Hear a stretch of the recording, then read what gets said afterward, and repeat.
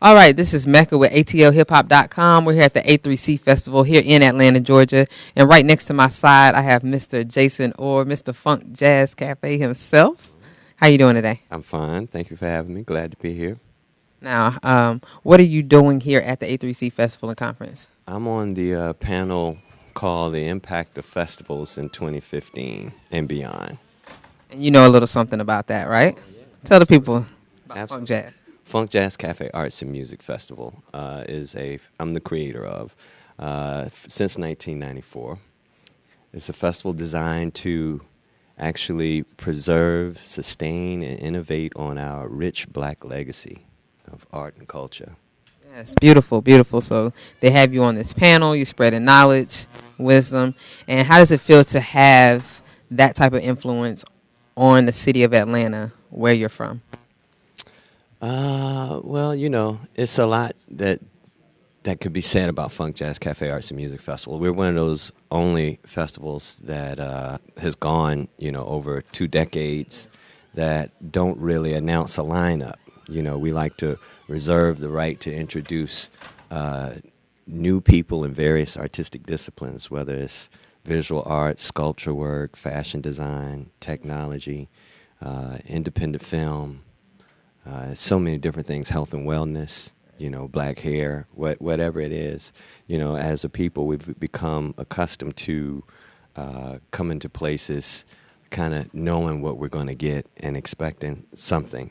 Good thing about Funkjazz Kafe Arts and Music Festival is kind of gotten people, our patrons, accustomed to waiting for the element of surprise and then being surprised with something new. Being able to introduce in our past a Janelle Monáe, a Goody Mob, a Outkast, a Erykah Badu, a Jill Scott, when a certain audience don't know them. You know what I mean? We went through the disastrous days of what was called neo-soul, when our music was categorized to, which in hindsight we see it prohibited the growth of black music. When you think of D'Angelo and Lauryn Hill and a lot of others who, had to take long, 10, 12, 14-year breaks because, record labels were throwing it in the corner saying that's neo-soul stuff and that's no longer hot. But, we look at those people like Van Hunt or D'Angelo, those are descendants of Curtis Mayfield and Prince and, others who were like, descendants of Ella Fitzgerald. We kind of was pigeonholed. So Funkjazz Kafe Arts Music Festival was a platform that kind of, like I said, reserved the right to introduce a Janelle Monáe that may have been different, or, different rap acts, or Eric Roberson, or Anthony David, or Algebra Blessed, so many more, or Taylor McFerrin, or Jeremy Ellis. Those are all new names. I mean, I'm still in the future with it, Now, what inspires you to keep doing your work and to keep contributing to the hip hop culture and the R&B and soul culture? Well, I'm a full artist in the sense that, not only do I do music festivals, I do films, and they all deal with something that deals with our legacy. And, I'm doing a film called Stepping Into Tomorrow, which deals with jazz funk and its influence on R&B, hip-hop, house, EDM, and all of this, in respect to, like I said earlier, preservation, sustainability, innovation. As a people, we've seen a lot of our music get co-opted and taken out of here, hip-hop being one of the main ones. And, I'd like to see us be proud of our rich history, our rich legacies, our rich innovators and icons, as opposed to always looking for what's new and throwing the baby out with the bathwater. We've given out so much to American culture, global culture, that I don't think, even as a people, we realize it in this time. It always takes a few years, a few decades even. My film, Funkjazz Kafe, Diary of a Decade, The Story of a Movement, deals with the evaporation of bands. Now it might be, 2 bands? Mint Condition and The Roots, where we come from, thousands of bands: Brick, Slave, Cameo, Confunction, Commodores, Atlantic Star, Midnight Star, Zap. It's just, that's all it was, And we just have to be responsible culturally responsible as producers and consumers about where we are now, and how we move forward. Now, who are your peers who are on the panel with you? Um,